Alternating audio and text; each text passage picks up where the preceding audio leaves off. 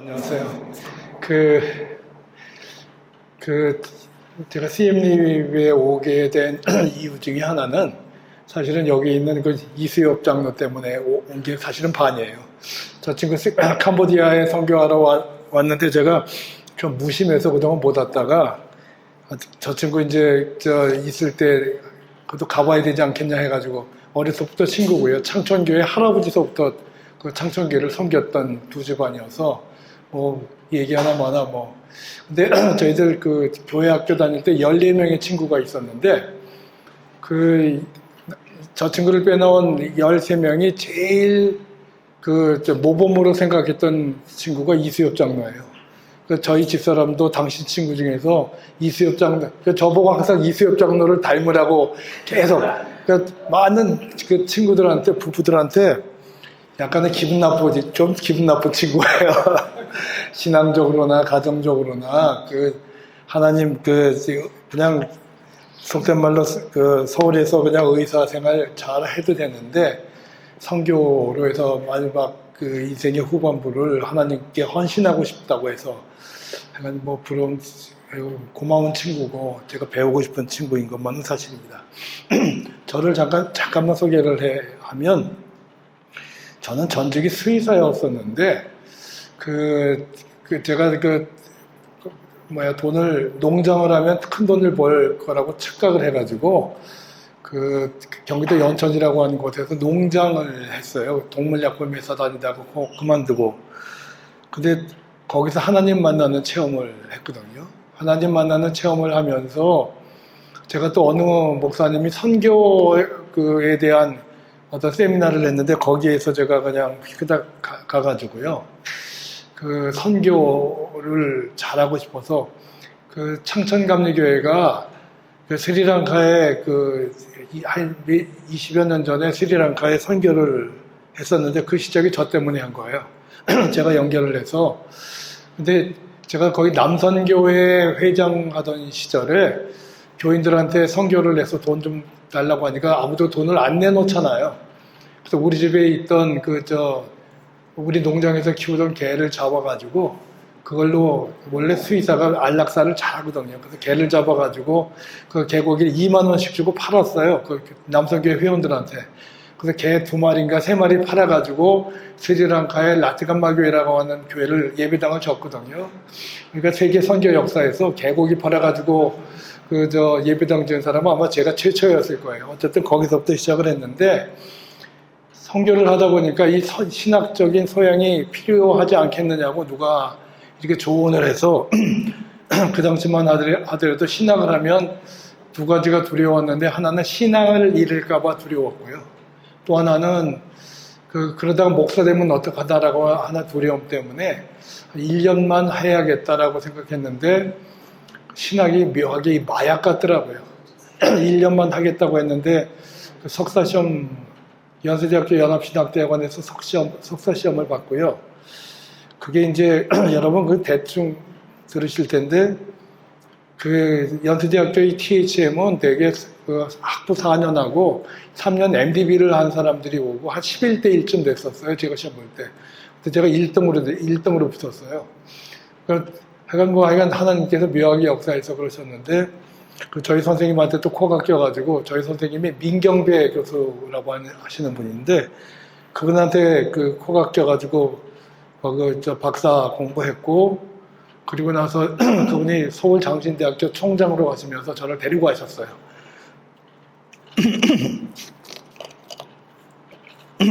제가 여기 와서 감기가 걸려가지고요.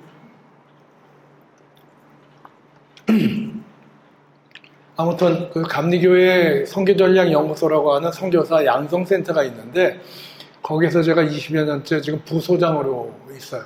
대학 선생 서울장신대학교에 7년 있다가 그 다음에 중간에 선교사 하고 싶어서 중국 스리랑카하고 중국에 있다가 와서 연세대학교 선생하다가 2년 전에 은퇴를 했고요. 지금은 서울 YMCA에 월남시민문화연구소라고 하는 아카데믹한 연구소가 있는데 거기 소장으로 있습니다. 지금까지 책을 한 공적까지 20여 권 썼고요. 그러니까 저는 2003년에 학위를 받았는데 그 이후로 한 번도 놀아본 적이 없어요. 항상 손에 뭘 잡고 책을 썼던 것 같아요. 여러분들한테 나눠드린 그 책은 감리교에서 위탁을 저한테 프로젝트를 줘서 제한 선교사들 연구해가지고 쓰라고 해서 그 책을 썼고, 저 책을 쓴 다음에 한국 기독교사 통사 2007년까지 통사를 제가 얼마 전에 출간을 했고요. 그리고 아마 올 11월 달에는 윤보선 대통령 부인 공덕기 여사에 대한 평전으로 하여간 지금까지 저는 그렇게 책을 썼습니다. 잠깐 기도하고 말씀 전하겠습니다. 하나님 아버지, 종을 이곳에 보내주셔서 하나님의 선교 사역을 전할 수 있게 해주심을 감사합니다. 종의 입술을 주장하시고 아버지, 종을 통해서 전해지는 하나님의 역사가 아버지, 이곳에서 와서 생명을 건지시기 위해서 오신 당신의 귀한 종들의 사역에 조금이라도 보탬이 될 수 있도록 하게 하옵소서. 예수 그리스도의 이름으로 기도합니다. 누가복음 15장 11절 이하에 있는 말씀이 이 탕자의 비유예요. 아시겠지만 탕자의 비유에서 이 내용이 그렇잖아요. 어느 날 큰아들이 돌아와서 돌아오는데 갑자기 시끄러운 거예요. 잔치 소리가 나오고 잔치를 베푸는 풍악 소리가 나는 거예요. 알고 봤더니 죽은 줄 알았던 동생이 왔고 아버지가 기뻐서 동네 사람들을 초청해서 잔치를 베푸는 거예요. 그러니까 아버지가 큰아들이 돌아오면 그 잔치에 참여할 줄 알고 기다렸는데 큰아들이 거기에 참석하지 않죠. 그러니까 궁금해서 그 큰아들을 데리러 온 거예요. 그랬을 때 이 큰아들은 아버지에게 세 가지의 문제를 제기해요. 첫 번째가 아버지는 불공평합니다. 나를 위해서는 언제 송아지 한 마리 잡아준 적이 있습니까? 라고 하면서 불만을 얘기해요. 그것은 그리고 또 하나는 나는 여태까지 아버지한테 내가 얼마나 충성을 다했습니까? 또 세 번째는 뭐냐면 저 녀석이 누굽니까? 저 녀석은 아버지의 돈을, 아버지가 물려주신 유산을 모두 다 탕진하고 돌아온 놈 아닙니까? 그러니까 인간으로서의 가치도 없는 놈 아닙니까? 세 가지를 문제를 제기하죠. 근데 아버지가 그렇게 얘기해요. 근데 이 큰아들의 문제 제기는 사실상 거짓말이에요. 틀린 말이에요. 첫 번째, 큰아들은 아버지가 불공평했다라고 하지만 성경은 아버지가 공평했다고 얘기해요. 그게 무슨 말이냐면 성경을 읽어보면 그 12절에 보면 그 아들이 아버지 분깃을, 아버지 유산을 미리 주십시오라고 했을 때 아버지가 각각 주었더라 이렇게 되어 있거든요. 그러니까 둘째 아들만 준 게 아니라 큰아들의 몫을 미리 준 거예요. 그러니까 이것 아버지는 공평한 거예요. 두 번째, 저는 아버지에게 충성을 다했습니다. 온갖 효도를 다했습니다. 라고 하는데 이것도 거짓말이에요. 이거 불의화했어요. 왜 그러냐면 여러분 부모와 자식 간의 관계에서 되게 효자들은 어떤 걸 하냐면 부모의 마음을 읽는 사람이 자식이에요. 그러니까 아버지가 매일 그 동네 어귀에 나가서 멀리 자식이 둘째가 돌아올 수 있나 해가지고 멀리 보거든요. 그러니까 성경에는 뭐라고 표현이 되어 있냐면 아직 상고가 먼데 아직 멀리 있는데 아버지가 돌아오는 둘째를 알아보는 거예요. 그럴 정도로 둘째를 기다리고 있었다라고 하는 거거든요. 그러면 큰아들의 입장에서는 이 아버지의 마음을 알고 종들을, 자기가 부리던 그 농장에 있는 종들을 시켜서 둘째가 어디에서 무엇을 하고 있는지 알아봐야 되는 거예요. 근데 이 친구는 뭐라고 얘기하냐면 내가 아버지를 위해서 죽도록 일하지 않았습니까? 라고 얘기하거든요. 그렇다면 이게 무슨 말이냐면 여러분, 죽도록 일을 하는 거는요 종들도 해요. 아들은 죽도록 일을 했을지 모르지만 아들이 아니어도 그 농장에는 죽도록 일할 수 있는 종들이 수백이었을 거예요. 그러니까 굳이 아들이 아니어도 되는 거예요. 그 역할은 아들은 아버지의 마음을 알아서 그 둘째 아들이 어디 있는지 알아보게 하는 것이 그게 효도라고요. 세 번째는 아버지, 당신은 나를 위해 양새끼 한 마리도 잡아주지 않지 않았습니까? 라고 하는데 이것이 보면 이게 선교의 어떤 상징적인 표현이에요. 이게 무슨 말이냐면 형은 동생의 문제를 돈으로 봐요. 저 녀석은 아버지의 유산을 다 탕진한 놈 아닙니까? 했을 때 아버지가 뭐라고 말씀하시냐면 쟤는 죽었다가 다시 살아온 자식이 아니냐, 네 동생 아니냐라고 얘기해요. 형은 저 녀석은 아버지의 나눠준 유산을 전부 다 탕진한 놈이다 라고 하는 돈의 입장으로 그 동생을 본 반면에 아버지는 죽었다가 다시 살아온 생명으로 보는 거예요. 그러니까 여러분들이 옆에 있는 이 CM립에 오셔서 선교하고 있는 그 사람들이 여러분들의 눈에는 생명으로 보이는데 여러분들을 파송한 한국교회에서는 여러분들의 그 사람들을 돈으로 보는 거예요. 돈이 얼마큼 더 들어 여러분들 선교 사역을 했을 때 돈의 문제로 따지거든요. 생명의 문제로 보지 않아요. 근데 여기서 중요한 게 뭐냐면 아버지의 결론이에요. 아버지의 결론은 내 것이 다 네 것이로되 죽었다가 살아온 동생이 돌아왔으니까 함께 즐기자고 얘기하잖아요. 그 얘기를 분석을 해보면 동생이 돌아왔을 때 살찐 송아지를 잡았거든요. 이 이야기는 뭐냐면 이 동생에게는 살찐 송아지 이외에는 허락된 바가 없어요. 이게 차가운 얘기지만 그거예요. 그러니까 여러분들은 선교를 위해서 굉장히 많은 것들을 한국교회가 그 열정을 가지고 여러분들과 똑같은 심정으로 한국교회가 지원하기를 바라지만 세계 선교 역사에서는 한국교회를 포함해서 모든 교회가 살찐 송아지 이외에는 선교를 위해서 돈을 보낸 적이 없어요.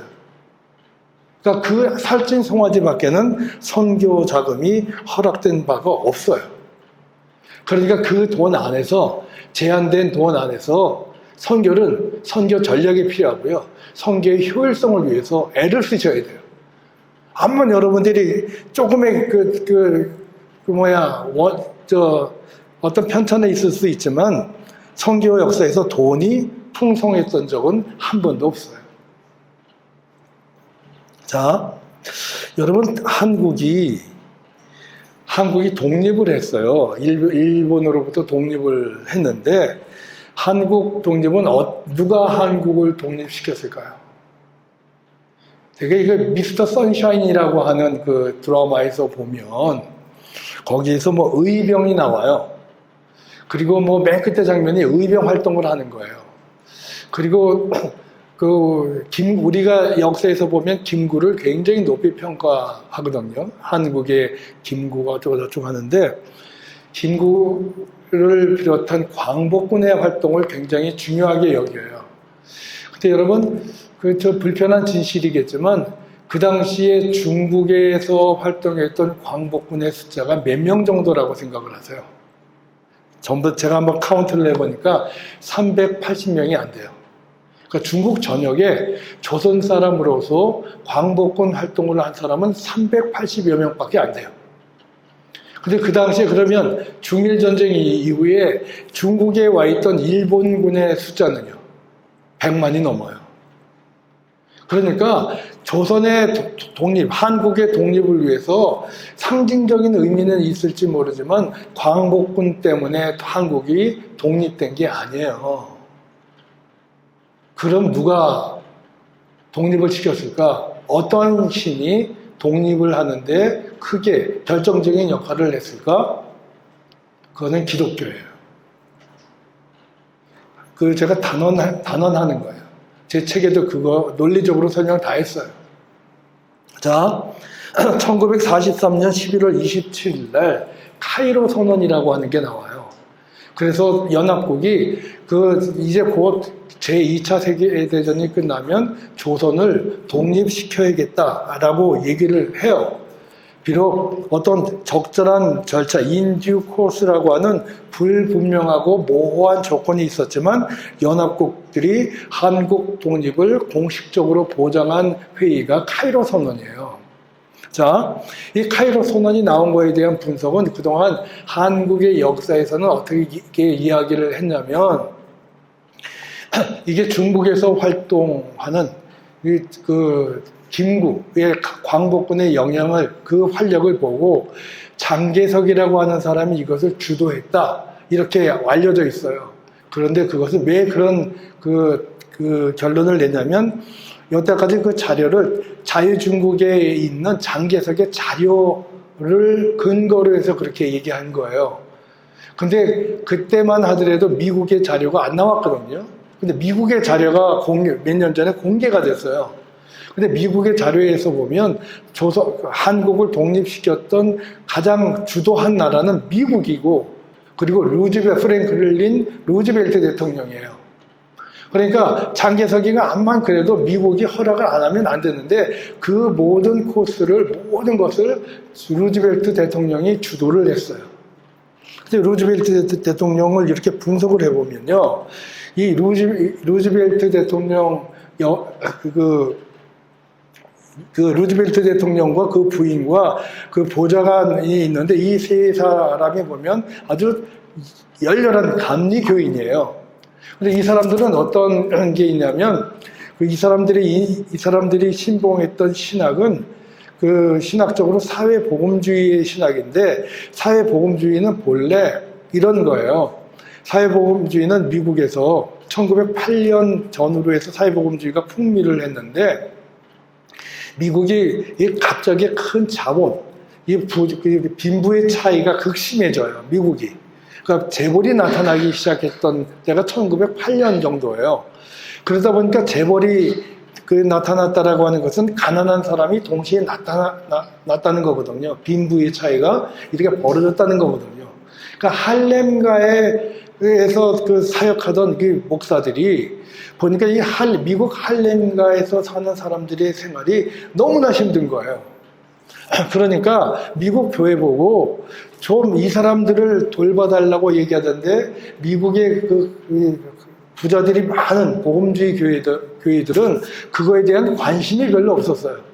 그러니까 이 사람들이 어떠한 신학을 얘기했냐면, 이 영적으로 영혼 구원, 개인의 영혼 구원이라고 하는 거기에서 교회가 머물러서는 안 된다. 이 땅도 하나님의 나라가 되어야 하고, 이 땅도 구원시켜야 한다라고 하는 신학이 바로 사회복음주의인데, 그러니까 사회복음주의에서 우리가 이제 여러분들은 다 거의 다가 복음주의자고 저도 복음주의자인데, 우리가 말하는 죄관, 하나님 앞에 우리가 왜 죄관, 이 죄관은 여러분 뭐가 죄인 것 같아요? 하나님 앞에.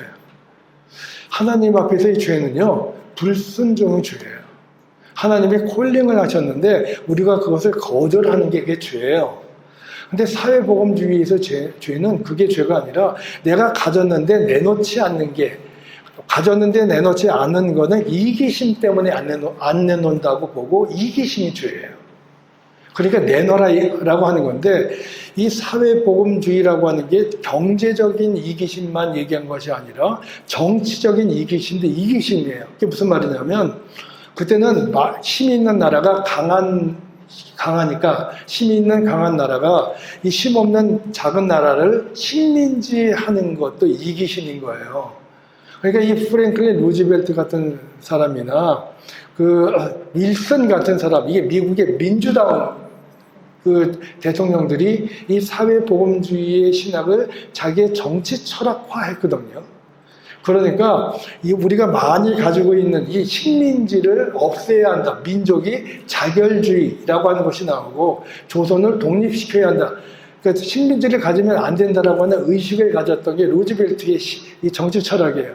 그게 작용을 했고, 두 번째는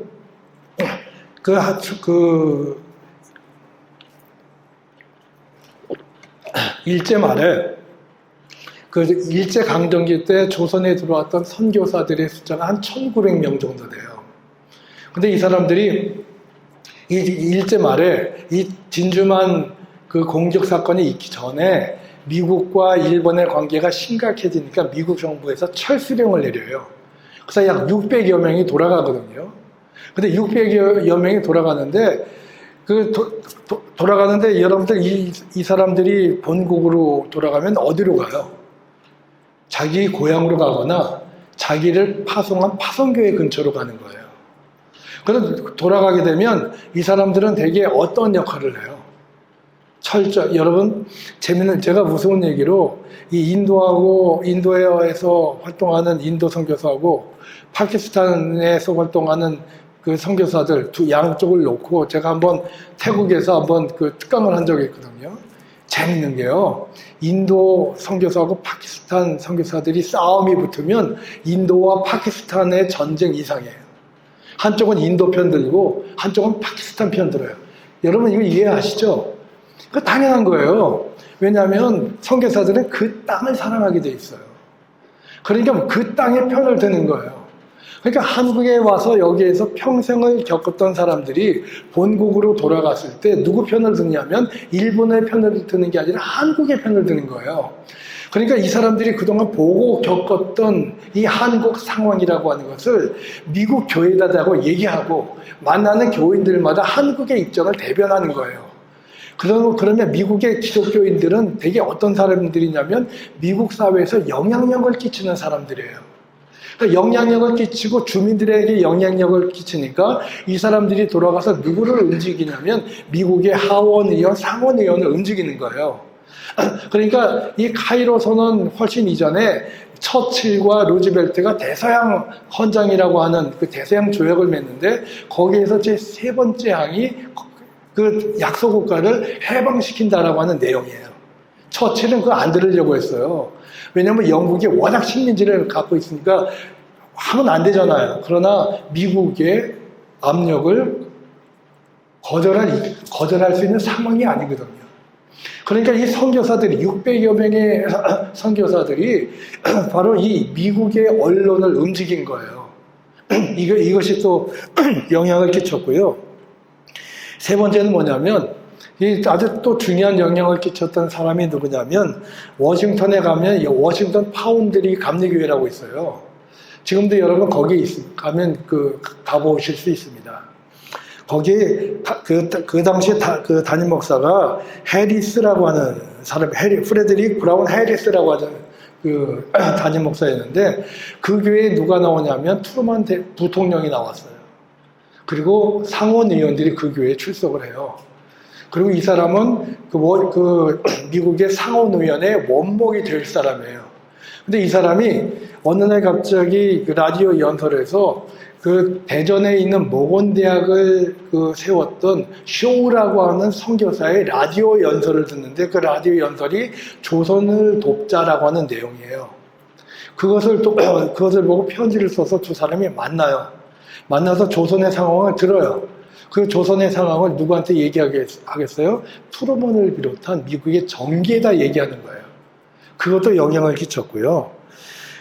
그런데 이렇게 결정적인 것들도 중요하지만 정말 이렇게 결정적으로 기독교가 한국을 독립시켰을 때 가장 그 최초의 사건이 무엇이었을까? 그것은 여러분 1907년이에요. 왜 그러냐면 여러분 1907년이 있기 전에 러일 전쟁이 있었어요. 러일 전쟁 때 일본이 그 한국을 먹는다고 했을 때 미국이 반대하면 한국을 먹을 수가 없어요. 사실은요. 근데 미국이 오케이 했거든요. 그때 미국의 대통령이 바로 루즈벨트 대통령인데 시어도어 루즈벨트라고 하는 사람이에요. 이 사람의 친구 중에 같이 공부했던 사람 중에 가네타 춘코로라고 하는 사람이 있어요. 이 사람이 일본 사람이었는데 같이 공부했던 사람이에요. 그러니까 이 사람을 통해서 일본에 얼만큼 일본이 좋은 나라인지 이 사람이 착각을 했고 얼만큼 한국이 형편없는 나라인지 착각을 한 거예요. 그러니까 이 사람은 철저하게 일본 편을 들었고요. 그러니까 미국이 사실은 일본을 굉장히 좋아하거든요. 그러니까 이렇게 미국이 일본을 좋아했는데 여기서 일본과 미국의 관계가 크랙이 가기 시작을 해요. 자, 1905년에 을사늑약이 있었을 때 그 을사늑약을 조인하던 그 바로 다음날 그 서울에 있었던 주미공사관이 철수를 해요. 바로. 왜? 미국의 입장에서는 조선이라고 하는 나라가 그 가치가 없는 나라예요. 그러니까 바로 그 철수를 하는데, 자,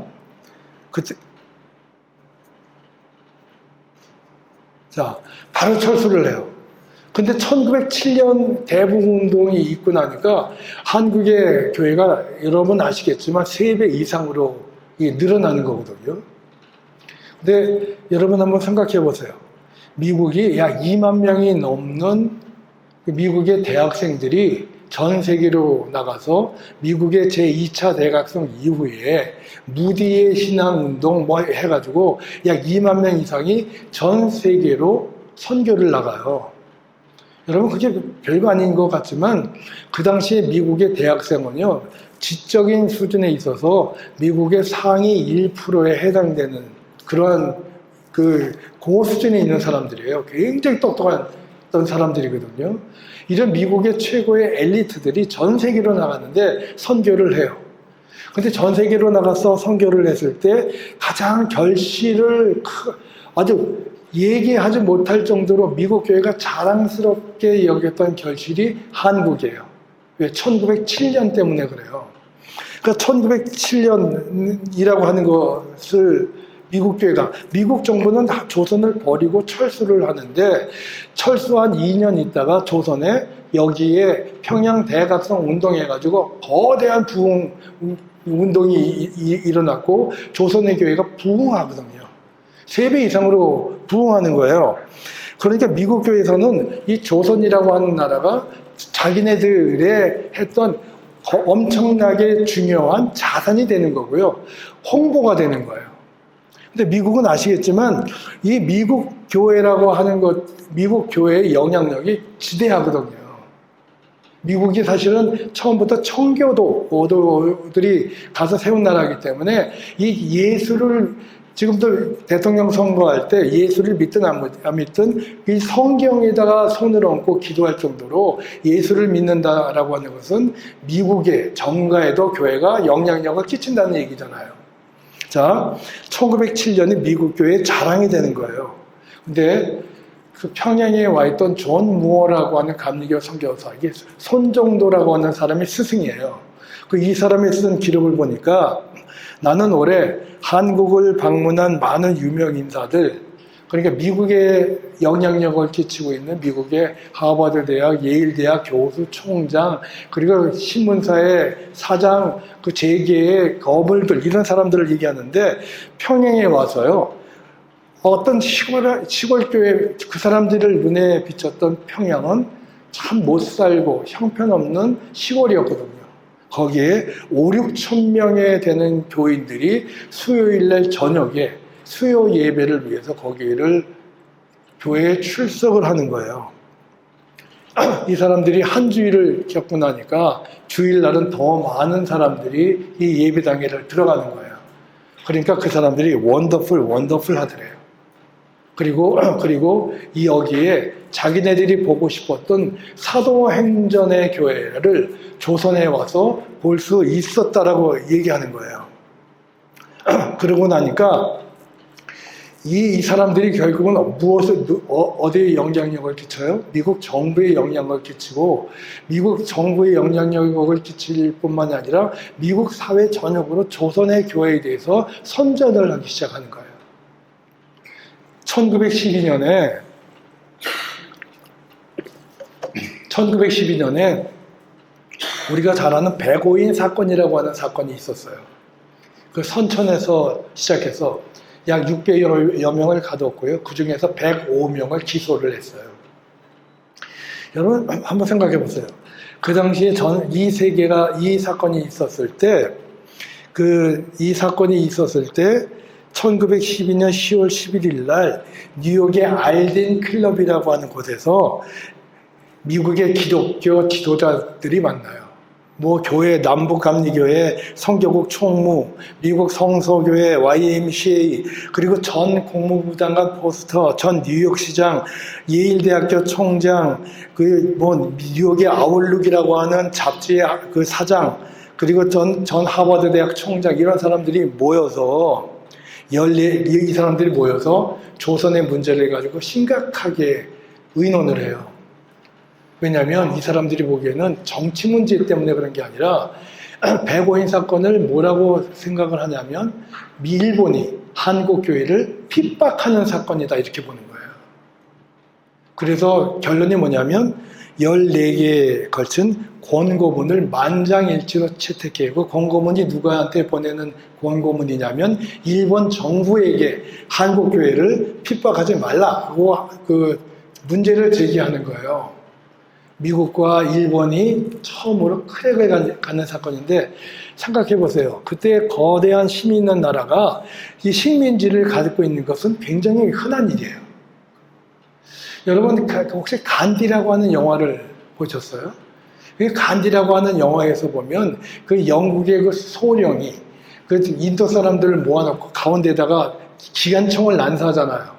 그러니까 그 안 죽으려고 조그만 우물 속에서 그 수백 명이 그 우물 속으로 뛰어들어가요. 그래서 압사해서 죽은 사건이 있었거든요.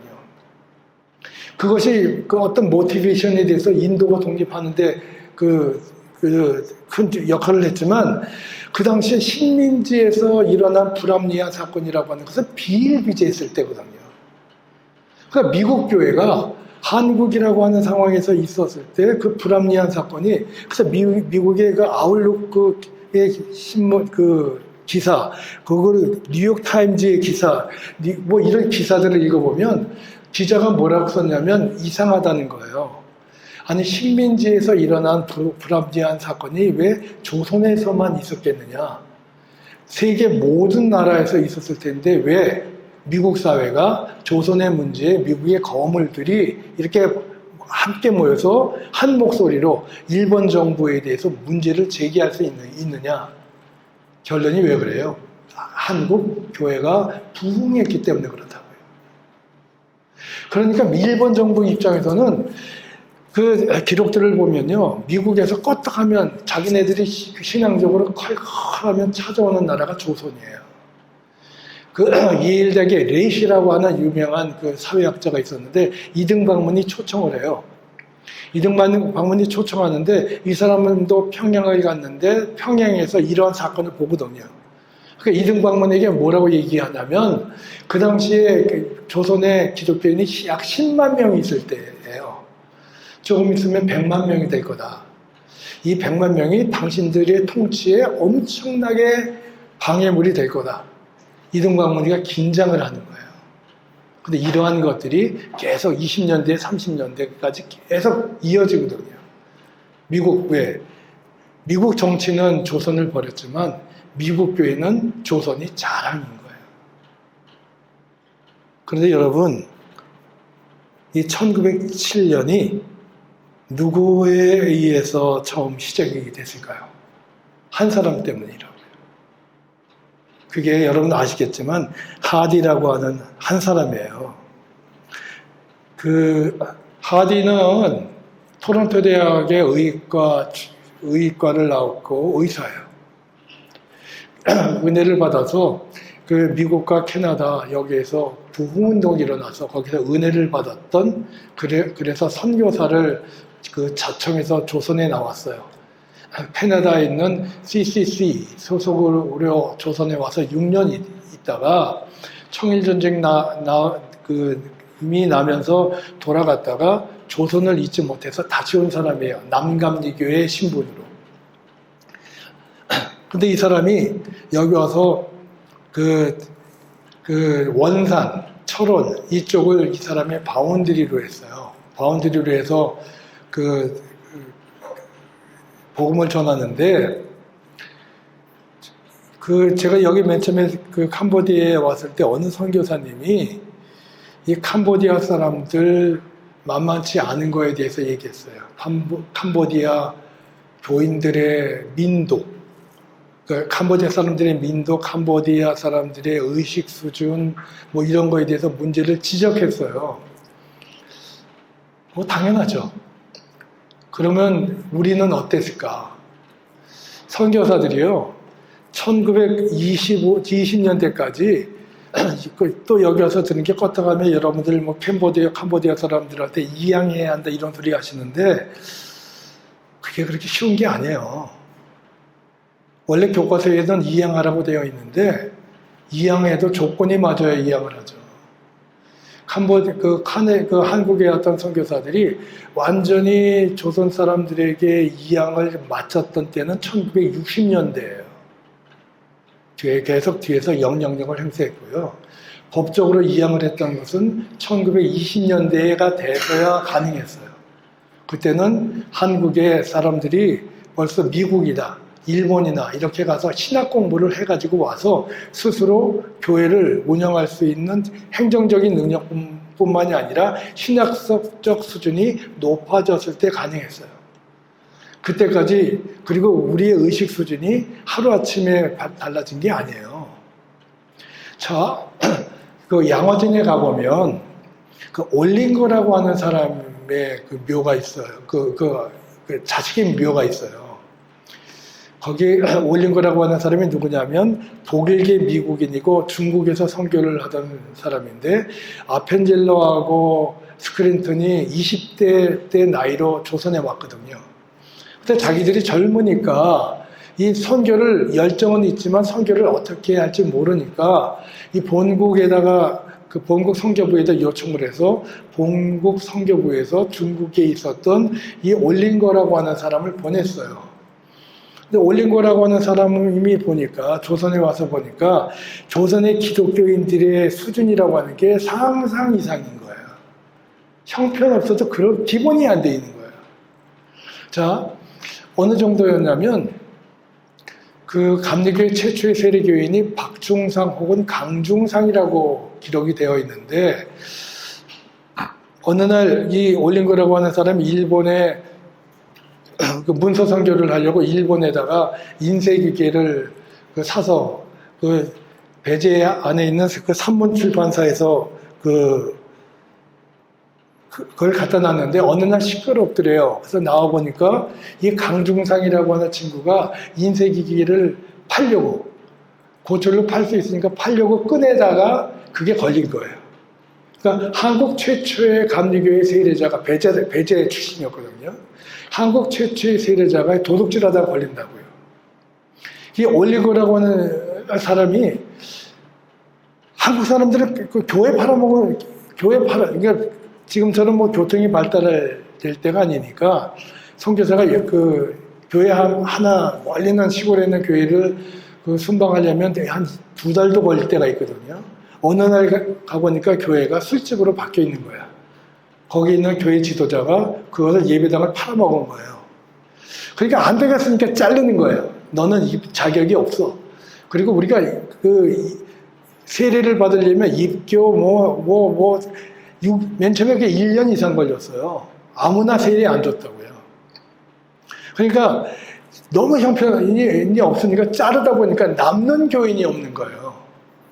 그러니까 스크랜턴이라고 하는 의사하고 매일 싸워. 그나마 그것까지 잘라버리면 남는 교인이 없으니까. 근데 이 사람은 개인적으로 그 힘든 일이 뭐였냐면 그 조금 전에 말씀드렸던 양화진의 그 아들 둘이 죽었는데 걔네들이 편도선에 걸려서 죽었어요. 그때 항생제가 없었던 시절이니까. 근데 어느 날 가보니까 그 무덤이 파헤쳐 있어요.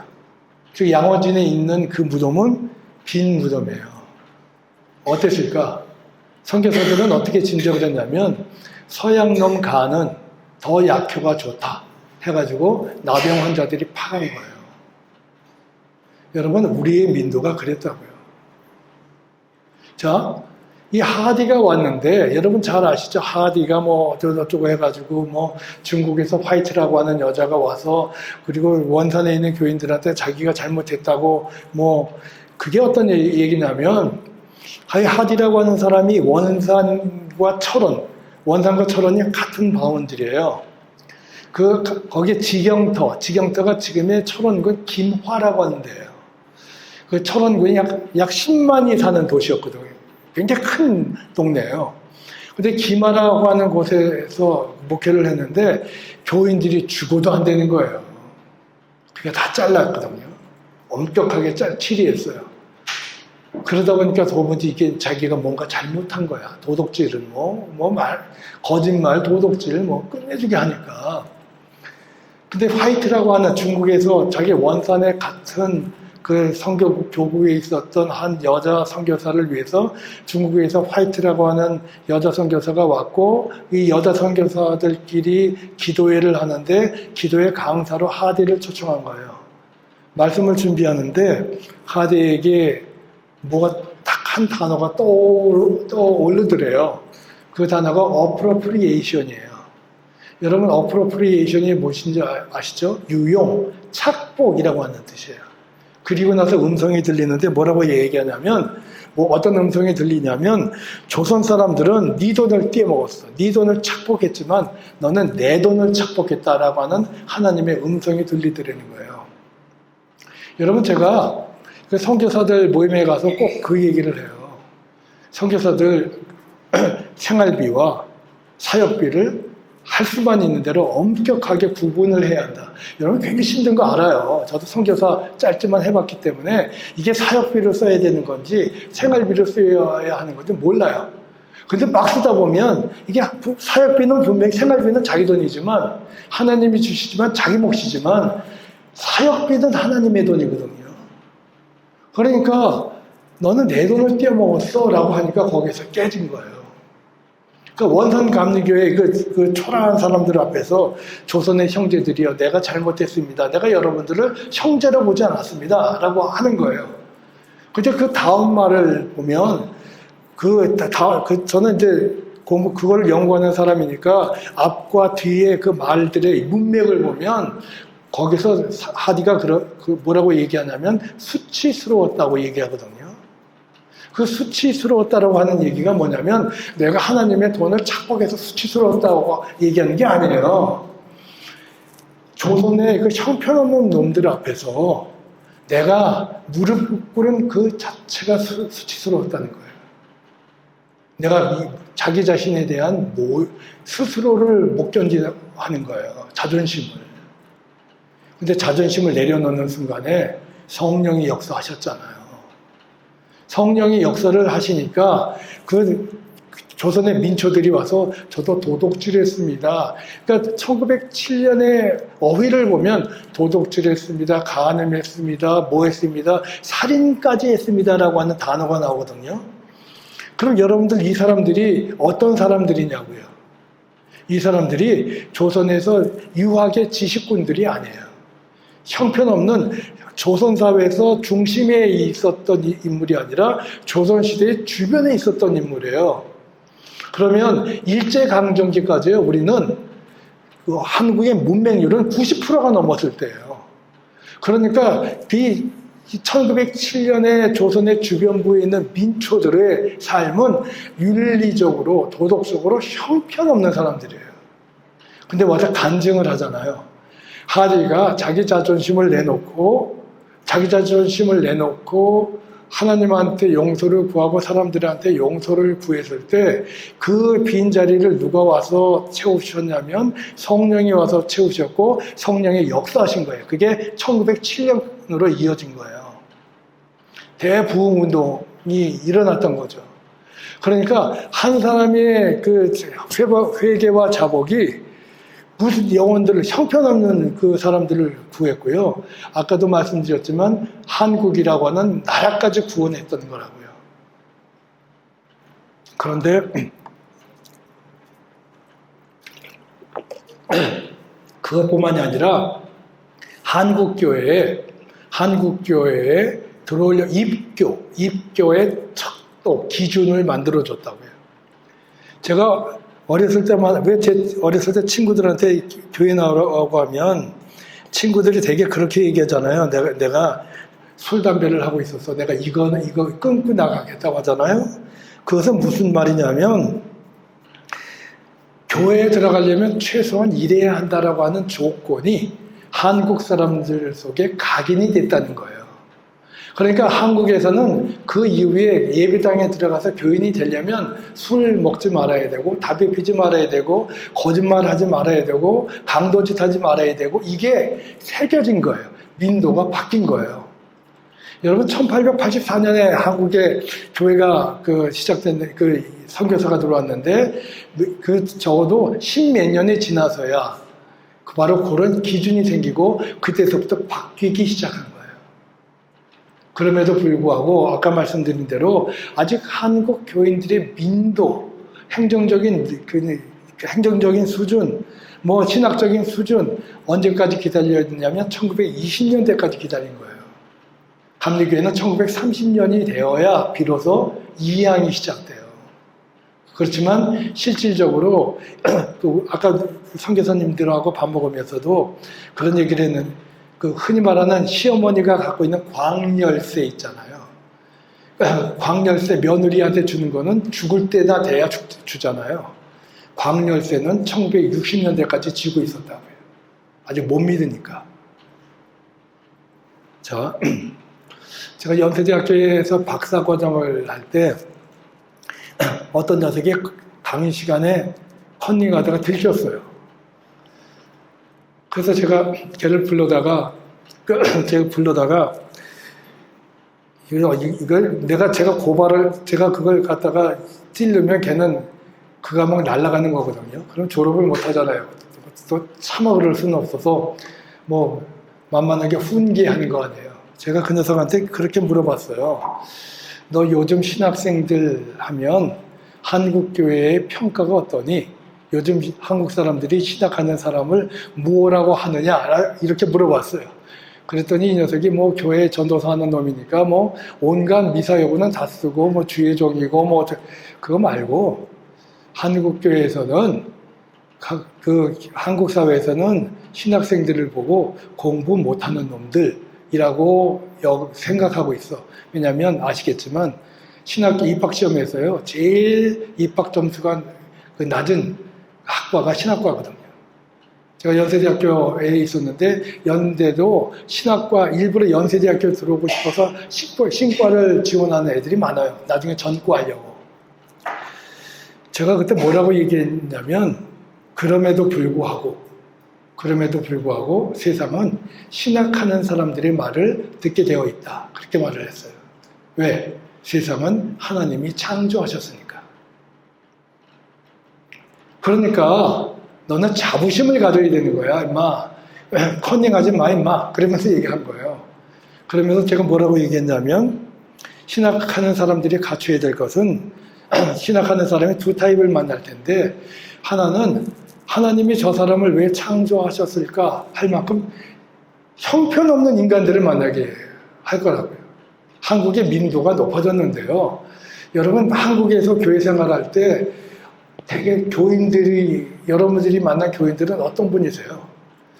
제가 보기에는요, 한 3분의 1 정도는 최소한, 제가 후하게 쳐서 3분의 1 정도는 하나님이 왜 이런 인간을 창조하셨을까?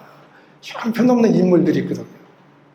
그러니까 그런 인물들을 위해서 그걸 어떻게 극복해야 하자면, 그거는 무릎 꿇고 극복하는 방법밖에 없어요. 영적으로 극복하는 방법밖에 없어요. 영적으로 인내하지 않으면 못 견뎌요. 또 여기서만 그치는 것이 아니라 신학하는 사람들이 만나는 교인들은 또 어떤 사람을 만났냐면 굉장한 수준의 인문사회학적 교양이 충실한 그러한 학자군들도 만난다. 공부 많이 한 교인들. 제가 우리 교회에서 이수엽 장로 누군지 알 텐데 우리 교회 부모 가시다가 경기도 고양 쪽으로 개척해서 나가신 목사님이 1년 만에 와서 개척 보고를 하는데 이 양반 첫머리에 여러분 내가 개척한 우리 교회가 여러분 어떤 교회인 줄 아십니까? 대학 교수가 몇 명 나오고 막 자랑하는 거예요. 제가 그 얘기를 들었을 때 아이고 저 양반 큰일 났네 이런 여러분 대학 교회에 대학 교수 많은 거 하나도 좋아할 거 없어요. 목사 입장에서는 온갖 똑똑한 소리는 다 하거든요. 그러니까 이 사람들은요, 목사의 설교가 어떻고 신학적으로 뭐 어떻고 지적하는 사람들이 이런 사람들이거든요. 그러니까 그런 사람들을 극복하려면 목사들이 정말 공부 많이 해야 하는 거예요. 그러니까 목사들이 그거 극복하고 싶어서 여기 3줄짜리 이렇게 뭐 대충 어디서 받아가지고 하잖아요. 바로 그런 컴플렉스 때문에 그렇거든요. 근데 지금 제가 말하는 여기에 2가지가 있어요. 선교에서도 해당되는. 그게 뭐냐면 영적인 영역과요. 지적인 영역도 선교의 패러다임의 중요한 조건이에요. 무슨 말이냐면 한국의 근대화에 영향을 주었던 2 그룹이 있어요. 뭐 이거 가지고 민주당 싸우고 뭐 국민의힘 싸우고 아주 유치한 얘기고요. 역사학자가 볼 때 한국의 근대화에 아주 커다랗게 영향을 준 2 그룹이 있어요. 어떤 그룹일까요? 우리가 싫든 좋든 일본이에요. 한국의 정치, 경제, 사회, 문화의 많은 부분에 일본의 영향, 일본의 잔재가 우리 속에 있어요. 부인 못해요. 그런데 일본이 일본이 장악하지 못한 부분이 있어요. 어떤 부분일까요? 교육이에요.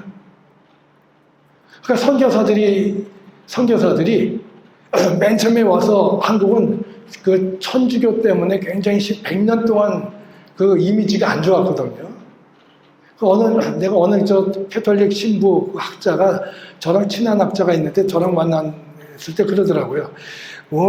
개신교회가 이렇게 부흥했던 것은 우리가 와서 100년 동안 피를 흘렸기 때문에 그렇다는 얘기를 하더라고요. 제가 웃으면서 그랬어요. 신부님 그런 소리 하지 마세요. 당신들 흘린 피 닦아내느라고 우리 죽을 고생했다고. 그 이미지를 바꿨는데 우리 굉장히 힘들었거든요. 그러니까 그 이미지를 바꿨는데 결정적인 역할을 했던 게 기독교인데 기독교 교육의 것을 바꾸는 거예요. 여러분 보세요. 의료 선교와 교육 선교를 했거든요. 처음에 천주교에 대한 이미지 때문에 복음을 전하기가 쉽지 않았기 때문에. 그러니까 그 복음 전파의 가장 중요한 수단이고요. 효과적인 접촉점이에요. 그러다 보니까 이게 굉장히 커다란 한국의 역사에 센세이션을 일으키는데 그게 뭐냐면 한국은 주제학적 전통이 있는 나라예요. 그리고 한국의 어떤 그 전통 사회에 그 문화적인 그것을 극명하게 나타나는 게 무엇이냐면 이 삼강오륜의 오륜이에요. 한국이 말하는 5가지의 오륜, 부부, 장유, 군신 뭐 있잖아요. 그러면 기독교적인 시작 여러분 하나 여쭤볼게요. 이 부부유친, 부부유별, 장유유서, 군신유의 하는 거기에 기독교적인 입장에서 이것을 한번 분석해 보세요. 제가 서울장신 다닐 때 저한테 애들이 걸리면 죽어요. 왜 그러냐면 저한테 찍히면 5분 남았어? 오케이. 시간이 없으니까 그냥 여기에 없는 개념이 뭐냐면 하나님이라고 하는 개념이 없고요. 남이라고 하는 개념이 없어요. 다 끼리끼리예요. 기독교가 그것을 변화시켰거든요. 그리고 주제학 전통에서는 배움의 기회는 모든 사람에게 주어지지 않아요. 그리고 민초들을 찾아가서 물질적 대가 없이 병을 치료해 준다라고 하는 봉사의식이 없어요. 그리고 인간의 생명이 모두 존엄하다라고 하는 의식이 없어요. 그러니까 이데올로기가 의료 선교와 교육 선교가 바꿔졌는데 그것은 의료 선교와 교육 선교 뒤에 감추어진 기독교 이데올로기가 가능한 거예요. 기독교 정신. 그게 바꾸는 거예요. 어느 선교사님이 그러시더라고요. 여기 캄보디아 사람들 안 바뀐다고. 근데 바뀌어야 하거든요. 바뀔 수 있는 것이 뭐냐면 이데올로기가 바뀔 수 있어요. 이데올로기라고 하는 것은 뭐냐면 인간은요, 이 이데올로기를 통해서 삶의 방향과 행동과 목적이 정해지고요. 객관적인 규범과 체계를 갖게 해요. 기독교나 교회도 예외 없이 이데올로기를 사용해요. 그러니까 신학이라고 하는 것을 여러분들이 공부하는 이유가 거기에 있어요. 근데 여기에 문제는 뭐냐면 이 의식화되어 있는 미션 스쿨이 없어요. 제가 보기에는. 의식화된 미션 스쿨이 있어서 이 사춘기, 본능적으로 진리를 목말라 하는 애들을 변화시켜야 하거든요. 자, 여러분 이제 한 가지만 하고 제가 마칠게요. 그러면 우리 아까 말한 대로 영적인 것까지 되게 목사님들이 오시면 되게 불러불러 하고요. 예배당 짓고요. 거기에 온 정신을 쏟으시거든요. 근데 이 영적인 것과 함께 이 지적인 이데올로기가 함께 있어야 에너지가 나와요. 그 대표적인 게 3.1운동이에요. 여러분 3.1운동 때 우리가 여러분들 잘 모르시겠지만 3.1운동 때 맨 앞장에 기독교 미션스쿨 애들이 시위할 때 앞장섰어요. 근데 그때 한국에서 어떠한 교회에서 어떤 것을 함께 뿌렸냐면 맨 앞장섰던 애들은 기독교를 통해서 민주주의라고 하는 것을 배운 애들이에요. 민주주의 의식, 기독교 정신, 민주주의 의식에서는 하나님 앞에 누구나 다 평등하다라고 하는 개념을 배웠기 때문에 천황을 거부하는 거예요. 천황도 인간인 거예요. 천황 앞에 고개 숙이지 않았어요. 기독교 학교 아이들은. 또 그게 문제가 되기도 했고요. 근데 여기에 많은 3.1운동을 얘기하면서 얘기 안 하는 것이 영적인 역할이에요. 그래서 독립통고문이라고 하는 것을 기독교회가 뿌렸거든요. 어떤 일이든지 일본인을 모욕하지 말고 돌을 던지지 말고 주먹으로 때리지 말고 매일 오후 3시면 기도하고 주일은 금식하고 월요일은 이사야서 10장을 읽고 화요일은 예레미야서 12장을 읽고 쭉 하는 독립통고문을 나와요. 거기서 보면요, 이사야서 10장은 하나님의 백성을 억압하는 아수르에게 임할 진노와 예언이 나타나고요. 이 독립통고문 맨 끝에 로마서 8장을 읽어라 라고 나오는데 하나님이 함께 하시면 최후의 승리가 보장된다는 내용이에요. 그러니까 매일매일 이걸 읽어라. 영적인 에너지를 함께 가져라. 이것이 함께 하면서 3.1운동 때 3.1운동이 거대한 에너지를 얻었던 거예요. 시간이 조금 더 가겠지만 여러분들 조금 늦게 가시죠. 뭐 조금만 더 하겠습니다. 한국 선교가 애초부터 단추를 잘못 꼈어요.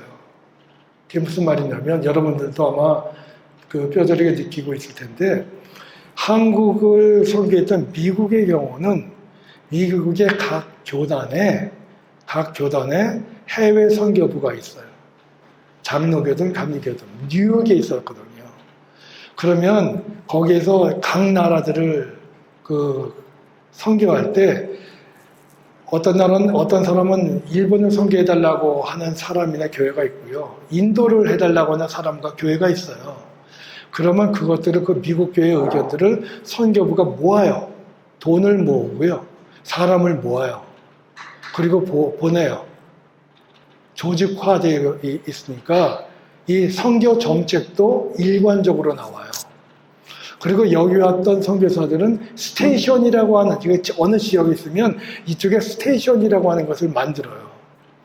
여기에서도 리더가 있지만 다른 이 스테이션에 있는 선교사들의 개별적 독립을 보장하지만 함께 의논을 해요.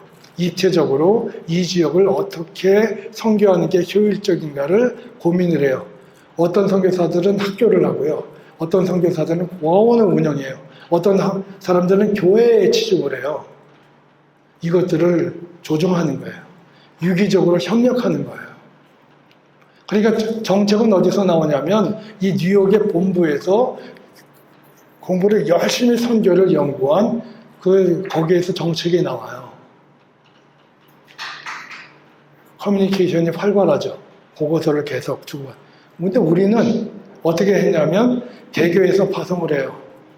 그러니까 개교의 목사들은 아까도 말씀드렸듯이 담임 목사의 실적이 중요해요.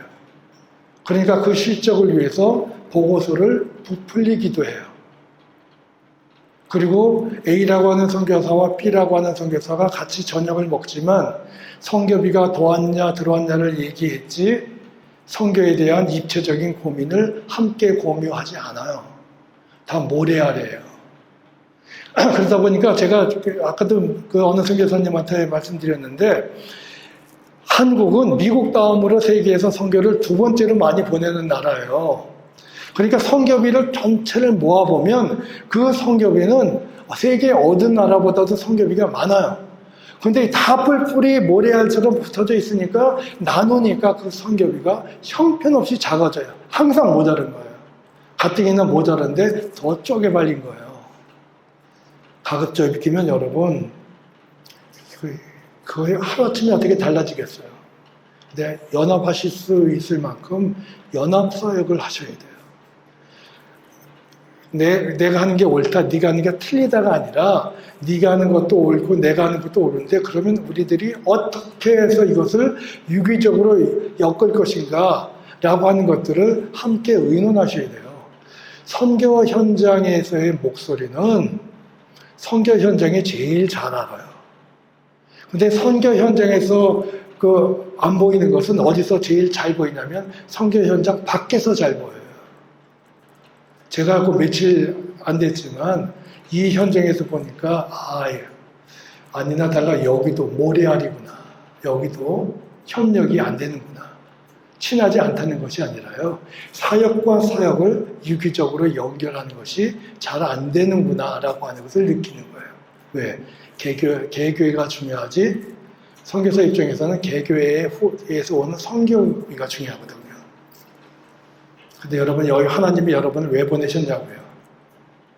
캄보디아 사람들을 위해서 보내신 거고요. 캄보디아를 위해서 보내신 거예요. 이 사람들의 영혼을 구원할 뿐만이 아니라 기독교의 복음은 이 나라도 구원하거든요. 한국을 복음이 한국을 구원했던 것처럼 복음이 캄보디아 사람들을 구원할 거고요. 더 나아가 캄보디아를 구원할 거예요. 여러분 어떠한 캄보디아를 만드시고 싶으세요? 고민하시고 서로 의논들 하시고 서로 쉐어하셔야 합니다. 시간이 없어서 제가 이 정도로만 말씀드리겠습니다. 여러분 고맙습니다. 기도하고 마치겠습니다. 하나님 아버지 감사합니다. 종을 통해서 생명을 구하는 하나님의 역사의 방법에 대해서 아버지 종의 입술을 통해서 전해졌습니다. 이 말씀이 이분들에게 조금의 도움이 되었으면 좋겠습니다. 제가 전했던 이 강연이 캄보디아 선교의 새로운 시작으로 자리할 수 있다라고 하면 종으로서는 감당하기 어려운 영광입니다. 아버지 종을 축복하셨듯이 이분들을 축복하시고 종을 통해서 주님께서 영광 받았듯이 우리 모든 주의 종들을 통해서 주의 영광이 화려하게 나타날 수 있도록 하게 하옵소서. 예수 그리스도의 이름으로 기도합니다. 아멘.